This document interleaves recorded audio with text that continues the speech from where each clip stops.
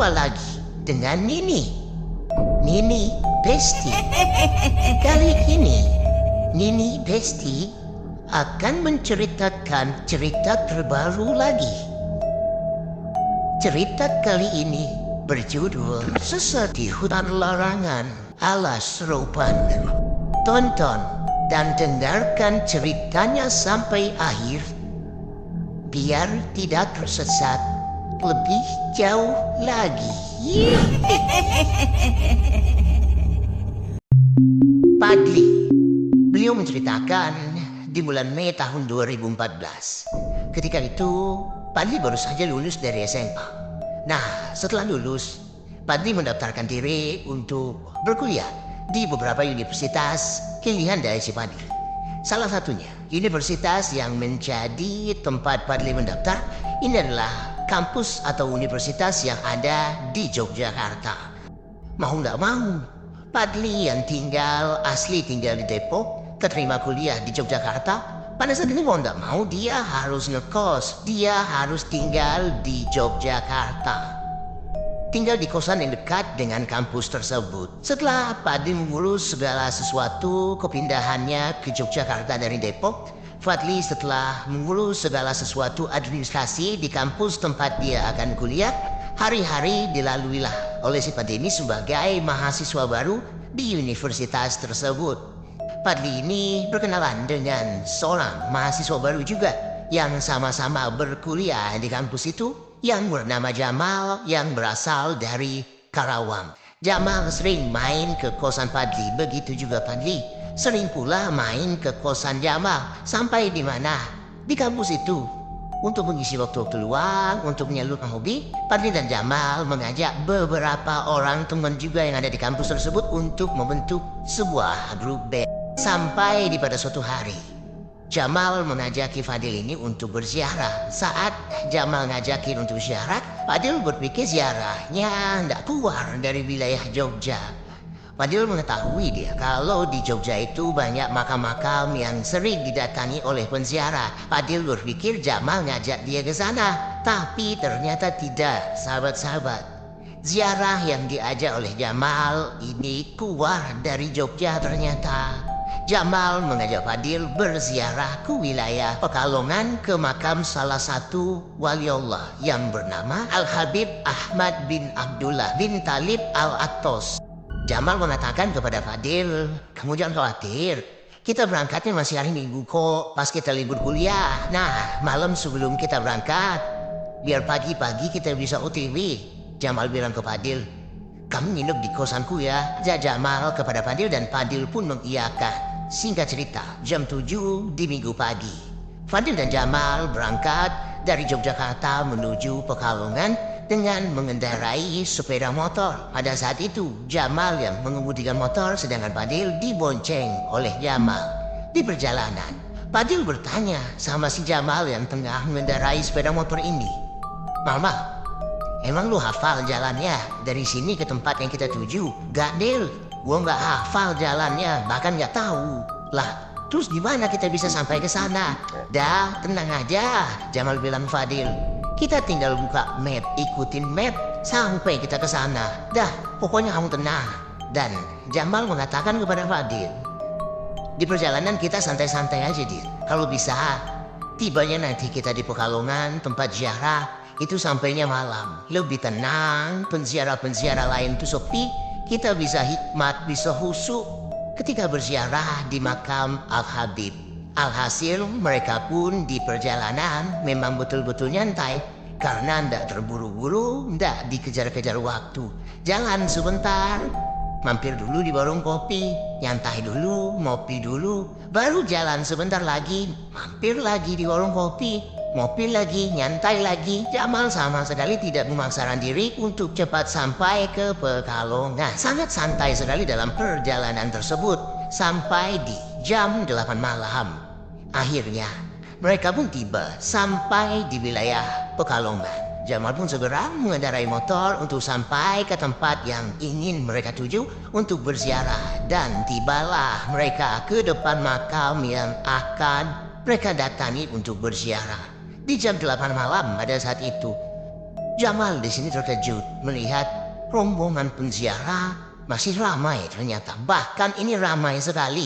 Banyak bus yang berjejer di depan makam. Itu menandakan berarti banyak penziarah yang datang dari luar daerah. Jamal mengatakan kepada Fadil, Dil, lihat gak Dil? Rame kan? Iya Mal, rame. Terus mana Dil? Kita belum bisa masuk nih. Fadil pun tidak memaksakan untuk langsung masuk ya. Fadil menyarankan, yaudah kita cari warung aja yuk, ngopi dulu. Ajak Fadil kepada Jamal. Jamal dan Fadil pun kembali keluar dari area pemakaman tersebut. Untuk mencari tukang kopi, jaraknya lumayan jauh lah. Mereka keluar dari area pemakaman, lalu mereka menjumpai penjual kopi. Duduklah mereka di sini, di pinggir jalan, sembari menikmati secangkir kopi. Duduk santai minum kopi di pinggir jalan, menghisap sebatang buah batang rokok. Di sini membuat waktu begitu cepat berlalu. Sampai di mana Fadil melihat jam.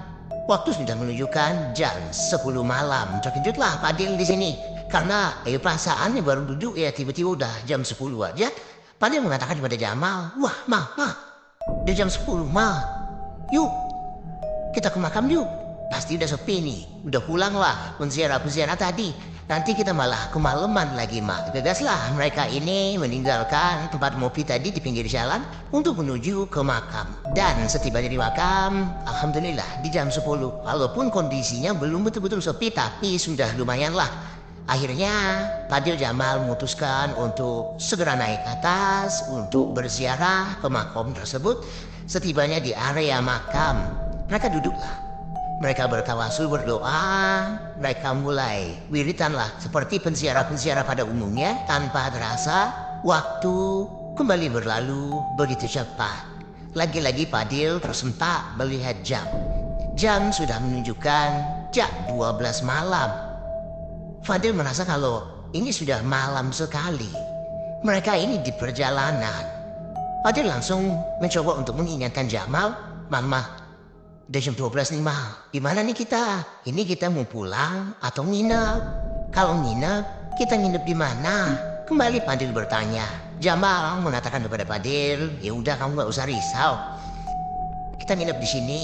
Tuh, kamu lihat ada masjid besar tuh disediain di sini untuk penziarah-penziarah seperti kita nih yang kemalaman pulang. Yaudah kita nginep di sini, nyantai. Biar besok pagi-pagi kita pulang santai pula, ndak terburu-buru. Fadil pun setuju untuk menginap di tempat tersebut. Nah, tapi baru saja Fadil ini mengiyakan ajakan Jamal untuk menginap di tempat tersebut, seketika saja dia baru mengingat. Astagfirullahaladzim. Ma, kayaknya kita ndak bisa nginep di sini dah. Besok aku ada mata kuliah yang ndak bisa ditinggal, Ma. Kacau kalau ditinggal. Pokoknya kalau sekali aja ditinggal, Ma, bisa hancur mata kuliahku Mal. Nah Jamal mendengar itu, Jamal pun tidak mau dia gara-gara ziarah dia yang ajak kuliah temannya ini jadi berantakan. Ya udahlah kalau kayak gitu kita guyur aja yuk kita pulang malam ini juga. Di perjalanan pulang dari Pekalongan menuju ke Yogyakarta, masih Jamal yang mengendarai sepeda motor. Fadil masih dibonceng di belakang oleh Jamal. Di jalan awalnya mereka tidak mengalami hal yang aneh. Perjalanan lancar. Ya keluar dari makam menuju jalan lintas, mereka pun bertemu dengan iring-iringan bus yang tadi dilihat itu sama-sama dari tempat ziarah tadi, dari makam tersebut. Nah, Jamal pun ikutin iring-iringan bus tersebut biar tidak terlalu sepi ya jalannya. Jadi diikutin terus sama Jamal. Suasana malam yang gelap yang seharusnya lingkungan atau trek yang dilalui Jamal sama Fadil ini ya cukup sepi, tapi karena ada iring-iringan bus tersebut, rasa sepi itu menjadi hilang. Mereka pun terus mengikuti iring-iringan bus tersebut sampai di mana mereka bertemu di pertigaan jalan. Bis-bis yang sedari tadi diikutin Jamal sama Fadil, ini semuanya pada belok ke kiri. Tapi tidak tahu kenapa Jamal membelokkan sepeda motornya ke arah kanan. Fadil bertanya sama Jamal, Mal, kok kita nggak ikutin bis Ma? Malah kita kok belok kanan. Jalan sepi nih Ma. Emang kamu tahu lewat sini Ma? Jamal mengatakan kepada Fadil, nggak tahu sih Dil, tapi ya mudah-mudahan aja ini adalah jalan alternatif biar kita lebih cepat sampai. Itu yang dikatakan Jamal. Nanti gampang, kita tinggal aktifkan map, tinggal ikutin map kayak kita berangkat tadi. Sampailah kita nanti ke kosan. Apa yang barusan diucapkan Jamal itu terdengar sangat sepele sekali. Dan disinilah dimulai hal-hal aneh, teror-teror yang dialami Pandi dan Jamal dalam perjalanan menuju Yogyakarta dari Pekalongan di malam tersebut. Mereka berdua jalan terus mengikuti jalan tersebut. Jalan yang gelap yang gak ada pencahayaan sedikit pun dari lampu jalan. Yang ada di sana cuma ada pepohonan di samping kiri dan kanan jalan. Nah, tiba-tiba semakin jauh Padil dan Jamal ini masuk ke dalam kawasan hutan tersebut. Padil bilang ke Jamal kalau sinyal handphonenya hilang. Itu menandakan berarti mereka dah tidak bisa lagi mengikuti arahan map yang sedari tadi menunjukkan mereka jalan untuk pulang. Akhirnya, dengan tanpa adanya sinyal, tidak bisa ngikutin Google Map lagi, mereka berdua pun meneruskan perjalanan. Tapi semakin jauh masuk ke kawasan hutan dan gelap tersebut di malam itu. Tanpa mereka sadari, mereka sudah keluar dari jalan aspal. Mereka sudah sampai di penghujung jalan aspal tersebut. Sekarang, mereka dihadapkan dengan jalan tanah. Jalan yang benar-benar seperti jalan di tengah hutan. Jalannya tidak besar, sahabat-sahabat. Cuma muat satu sepeda motor saja melintas di sana. Semakin ke dalam, jalurnya semakin kecil. Nah, kisaran 10 menit lah mereka berdua berjalan di jalur tanah tersebut. Tiba-tiba Padil melihat dari ekor mata kirinya, di situ ada pohon besar di samping kiri jalan. Di samping pohon besar itu ada sosok kakek tua lagi berdiri, diam mematung, gak bergerak sama sekali. Mata orang itu tatapannya kosong, gak ada ekspresi sama sekali. Kulitnya pucat, putih, kayak mayat. Padil ngeliatin sosok itu sampai jarak antara motor dan kakek itu cukup lumayan jauh. Tapi sosok itu benar-benar gak gerak sama sekali. Dia diam aja sambil berdiri di samping pohon besar tersebut. Adil mikir di situ loh. Kalau emang itu orang, pasti orang itu bakal manggil Padil sama Jamal buat numpang atau apalah. Intinya pasti bakal negur Padil dan Jamal kalau memang sosok itu benar-benar orang atau manusia. Tapi ini enggak loh. Dia cuma diem aja. Padil ngerasa jalanan yang dilewatinya ini ada yang gak beres loh. Padil di situ nepuk pundak Jamal sembari bertanya, Mal, tadi lu lihat tak? Ada kakek-kakek di samping pohon. Hah? Apaan, Dil? Kakek-kakek apa? Nggak ada, Dil. Padil mikir mungkin Jamal fokus ke jalan waktu itu tanpa Jamal memperhatikan sosok pria tua atau kakek-kakek tua di samping pohon besar tadi. Selang beberapa menit, mereka berdua berjalan terus mengikuti jalan di hadapan mereka. Tiba-tiba di situ Jamal mengerem mendadak. Padil nanyalah ke Jamal, Mah, ngapain lu berhenti di tempat kayak gini? Serem gila. Yuk, jangan yuk. Alasan Jamal di situ ngerem mendadak, berhenti mendadak di situ. Jamal mau ngecek sinyal HP katanya. Siapa tahu di sini sudah ada sinyal. Kita bisa ngeliat map. Nah, Jamal pun minta Padil gantian nyetir motornya. Sekarang Padil lah yang bawa motor, tapi ini gak lama Padil bawa motornya. Paling cuman beberapa menit lah. Tiba-tiba Padil ngeliat batu besar dari kejauhan di samping jalan. Nah, di atas batu besar tersebut ada sosok perempuan yang lagi duduk. Semakin dekat motor yang dikendarai Padil ke situ itu, sosok perempuan yang duduk di atas batu besar tersebut terlihat benar-benar jelas. Sosok itu tatapannya kosong, wajahnya ya persislah seperti perempuan, seperti cewek pada umumnya, tapi kulitnya ini putih sekali, putih pucat seperti mayat. Sosok cewek itu hanya duduk diam tanpa ekspresi sama sekali. Sepintas Padil teringat dengan sosok kakek yang berdiri di pohon tua. Nah, persis kayak gitulah pas Padil lagi ngeliatin cewek itu. Tiba-tiba saja Padil nabrak batu di tengah jalan. Padil dan Jamal pun jatuh dari sepeda motornya karena tatapan Padil fokus hanya memperhatikan cewek yang ada di atas batu besar sampai-sampai dia tidak memperhatikan jalan. Nah, akhirnya jatuh dari sepeda motor. Fadil ini celananya robek, pahanya berdarah. Jamal nanyalah di situ, "Til, lu mbak apa Dil?" Dan Fadil bilang, "Gak mal, gua mbak apa." "Lu ngantuk?" "Gak mal, gua gak ngantuk." Dan Fadil bilang nih ke Jamal, "Mal, lu lihat cewek gak tadi? Cewek itu duduk di atas batu gede itu loh, Mal." "Hah? Cewek?" kata Jamal. "Cewek mana, Dil?" "Gak ada, Dil. Lu ngantuk kali. Sini dah, gue bawa motor," kata Jamal. Perjalanan pun kembali diteruskan. Kini Jamal yang kembali mengendarai sepeda motor tersebut. Kurang lebih setengah jam perjalanan lah. Dan tiba-tiba jalan yang mereka lalui ini buntu. Di depan mereka udah tidak ada lagi jalur. Cuma pepohonan lebat yang ada di hadapan mereka berdua sekarang. HP nggak ada sinyal. Di depan jalan buntu, dia berdua tidak tahu sekarang berada di daerah mana. Mereka cuma dapat menggambarkan kalau mereka sekarang tengah berada di tengah-tengah hutan. Setelah benar-benar memperhatikan jalur yang mereka lalui ini tadi, ngelihat ke kiri ke kanan, itu sudah benar-benar tidak ada jalan. Mereka mau tidak mau harus muter balik. Nah, pas Fadil sama Jamal ini muter motornya untuk balik lagi ke arah yang mereka lalui tadi, tiba-tiba udah ada ibu-ibu aja yang lagi berdiri di tengah jalan. Fadil sama Jamal bingung di situ melihatnya. Kok tiba-tiba ada ibu-ibu? Nggak tahu datang dari mana. Jelas terlihat sosok ibu-ibu itu berdiri menggunakan pakaian daster ya warna putih itu selutut, rambutnya ikal. Nah, di setiap ujung rambutnya itu ada daun kering yang menempel.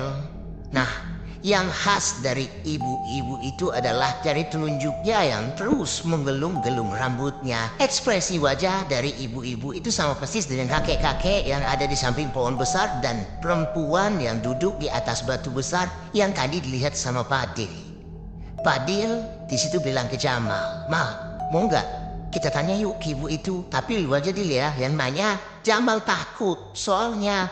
Nah, mungkin karena mereka berdua ini udah bingung nih, nggak tahu arah jalan keluar dari hutan tersebut, mau nggak mau Fadil dan Jamal mendekat ke arah ibu-ibu yang berdiri di tengah jalan itu dan berniat mau bertanya, minta tunjukin arah keluar dari tempat itu. Fadil sama Jamal sudah curiga, ya hatinya di sini berkata-kata kalau sosok itu bukan manusia, tapi mereka mencoba untuk mendekat untuk memastikan. Akhirnya Fadil nyamperin sosok itu, tapi jarak Fadil ya mendekatin sosok ibu-ibu itu tidak terlalu dekat karena Fadil ini juga takut. Fadil pun memberanikan diri untuk bertanya, "Bu, maaf bu, maaf. Saya dari Pekalongan bu, habis ziarah tadi. Tapi saya dan teman saya mau pulang ke Jogja, arahnya kemana ya bu? Kami tersesat." Ibu-ibu itu menjawab, tapi ekspresi mukanya masih tetap datar dan tangan kirinya masih menggulung-gulung rambut. Tangan kanan dari ibu itu memberikan arah yang nunjuk sembari mengatakan lurus nanti ke kanan, sembari tangannya menuju ke arah yang dimaksud. Fadil mikir kalau ibu-ibu itu udah selesai nih nunjukin arah buat mereka keluar dari jalan itu. Udah jelas ke sana, lurus nanti ke kanan. Nah, pas Fadil bergerak dari posisi tempatnya berdiri menjauh dari ibu-ibu itu untuk mendekatin si Jamal, Fadil ngomonglah ke Jamal, "Mal, lu ngerasa apa Mal? Ada yang lu rasain gak Mal?" Ketika ibu itu ngomong, "Kok tanganku kayak kesetrum ya Mal?" Iya Dil, bener Dil, gue juga sama," kata si Jamal. Singkat cerita, Fadil sama Jamal akhirnya pergi dari tempat itu melewatin ibu-ibu yang masih tetap berdiri di tengah jalan. Jamal yang bawa motor dan pas lagi Jamal bawa motor nih, Fadil penasaran sama ibu-ibu itu, lalu Fadil nengoklah ke belakang. Fadil ngelihat ibu-ibu itu masih ada dan tiba-tiba ibu itu jalan masuk ke dalam hutan. Pas Jamal terus memperhatikan ke arah belakang, tiba-tiba keluar burung besar berwarna putih. Burung itu keluar dari tempat ibu itu masuk ke dalam hutan, kayak seolah-olah ibu itu berubah jadi sosok burung tersebut. Dan anehnya, burung itu terbang tepat di atas kepala Fadil. Jaraknya kira-kira 1 jengkal lah, dekat sekali. Burung itu terus mengikuti Fadil dan Jamal. Fadil mulai ngerasa takut dan dia mulai baca doa dalam hatinya. Terus dia minta keselamatan, minta perlindungan kepada Allah Subhanahu wa taala di dalam hatinya. Fadil sempat nubatin di dalam hatinya dengan mengatakan, "Ya Allah, kan saya habis pulang ziarah. Saya habis berbuat baik, ya Allah. Kok malah kayak gini? Kenapa?" Nah, setelah Fadil nubatin seperti itu, berdoa di dalam hati, tiba-tiba burung putih yang terbang di atas kepala Fadil itu ngeduluin Fadil sama Jamal. Dan ketika posisinya burung itu berada di depan Fadil dan Jamal, Fadil kayak dapat petunjuk supaya ikutin aja burung itu. Ikutin saja burung itu. Fadil ngomonglah ke Jamal, Mal, kita ikutin burung itu aja. Dan tiba-tiba burung itu terbang benar-benar kencang, menghilang entah kemana. Mereka tidak tahu, harus mencari arah burung itu kemana. Nah, pas burung itu hilang, tiba-tiba ada sosok penampakan lagi yang dilihat Fadil dan Jamal. Ada sosok bapak-bapak lagi duduk di atas batu di pinggir jalan. Nah, di situ Jamal nanya nih ke Fadil, "Dil, lu lihat gak ada bapak-bapak lagi duduk di atas batu tuh?" Fadil jawab, "Ya Mal, gue lihat. Kita nanya yuk sama bapak-bapak itu." "Ayo Mal, tapi lu aja ya yang nanya, sumpah gue udah gak berani Mal." Itu yang dikatakan Fadil. Akhirnya Jamal yang menyamperin bapak-bapak yang duduk di atas batu untuk menanyakan jalan. Fadil ngeliat Jamal lagi ngomong sama bapak-bapak itu. Jamal kayak gak lagi ngobrol sama orang pada umumnya. Di situ Jamal cuman nunduk terus ngangguk-ngangguk aja. Nah, pas Jamal selesai nanya ke bapak itu dan balik ke arah Fadil, tiba-tiba Jamal bilang, "Dil, lu tau gak, tadi pas gue nanya ke bapak-bapak itu, gue kayak ngeliat ada bekas lilitan di leher bapak itu lu, Dil. Beneran, kayak ada bekas jeratan di lehernya. Sumpah, Dil, gue gak berani ngeliat muka bapak itu. Makanya pas tadi gue ngomong sama bapak itu, nunjukin jalan ya, yang kita tanya, gue cuman ngangguk-ngangguk dan gak berani menatap ke arah wajahnya. Yaudah, Dil, yuk, jalan yuk. Si bapak tadi udah ngasih tahu arah kita, insya Allah. Gua hafal dah petunjuk yang dikasih bapak tadi." Mereka pun jalan meninggalkan tempat tersebut. Mereka pun melanjutkan perjalanan. Fadil selama di perjalanan dari pas tadi nanya sama bapak-bapak, dia celingak-celinguk aja dia lihat ke sekitar.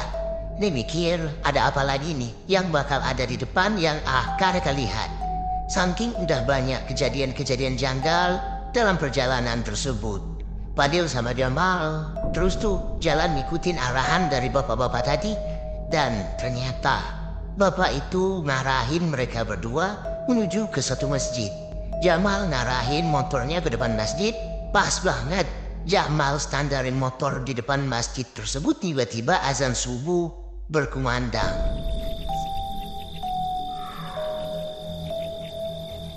Jamal ngajakin Fadil buat sholat subuh berjamaah di masjid itu.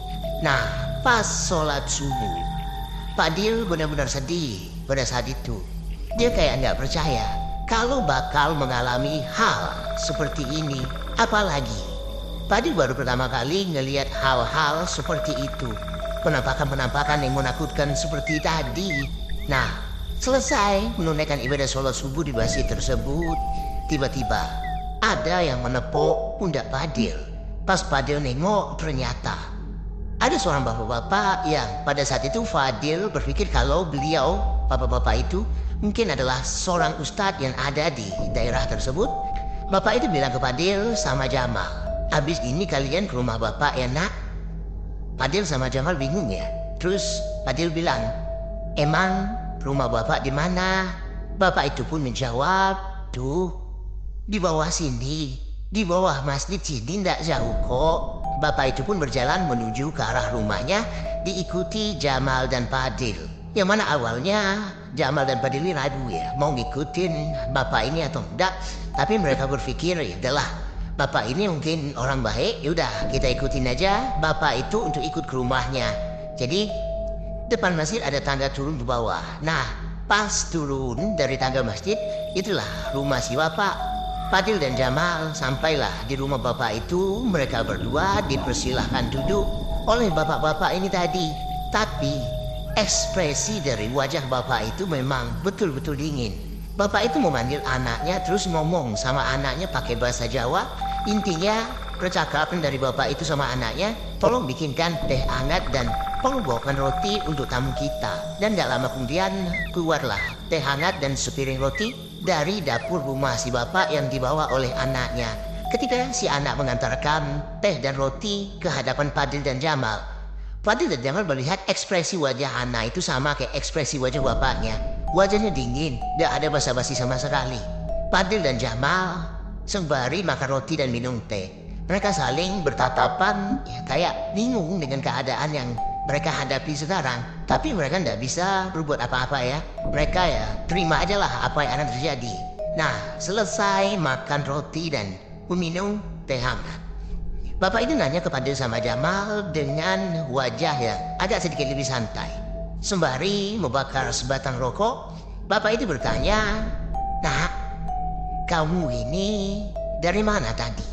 Fadil menjawab, "Iya pak, kami berdua habis ziarah semalam ke Pekalongan, ke makam Habib Ahmad. Kami mau pulang ke Jogja pak, tapi nggak tahu kenapa kok kami malah sampai ke sini. Kami nggak tahu pak, sekarang kami berada di mana." Dengan santainya, bapak itu sembari menghisap rokok yang ada di tangannya, ngomong ke Fadil dan Jamal, "Kamu ngalamin apa aja di perjalanan tadi?" Nah, Fadil ceritalah sedetail mungkin apa yang telah dilaluinya pada malam itu. Habis Fadil menjelaskan semuanya, bapak-bapak itu bilang, "Asal kalian tahu, ada kehidupan lain di sana." Nah, kehidupan lain apa yang ada di sana? Nah, kamu mau tahu tempat apa yang kamu lewati semalam? Itulah yang disebut alas roban. Fadil yang santai saja mendengar penjelasan dari bapak kalau semalam itu dia melewati alas roban, sembari melihat ekspresi Jamal yang terdengar kaget ketika mendengar alas roban. Nah, Fadil ini berbisik lah, nanya dia ke Jamal, "Mama, alas roban itu apa sih?" "Dah, kamu diam dulu, kita dengar penjelasan dari si bapak.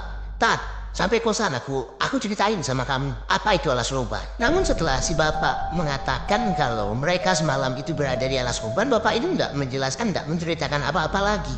Dan sekitar jam setengah 6-an lah, setengah 6 pagi, Fadil sama Jamal pamit pulang lah sama si bapak itu. Nah, bapak itu mengatakan kepada Fadil dan Jamal, "Tunggu dulu nak, jangan jalan dulu. Nanti biar saya yang antar kamu keluar. Percuma kalau kamu berdua saja yang keluar dari sini, nggak bakal bisa keluar. Biar aku yang antar."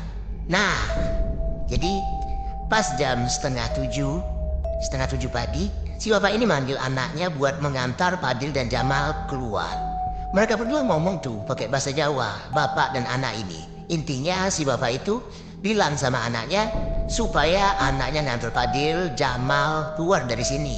Akhirnya Fadil sama Jamal diantar sama anaknya bapak itu, dan anehnya pas mereka keluar dari rumah ya, diantar sama anak bapak si pemilik rumah, mereka jalan lurus terus belok kanan dan tiba-tiba langsung ketemu sama jalan raya.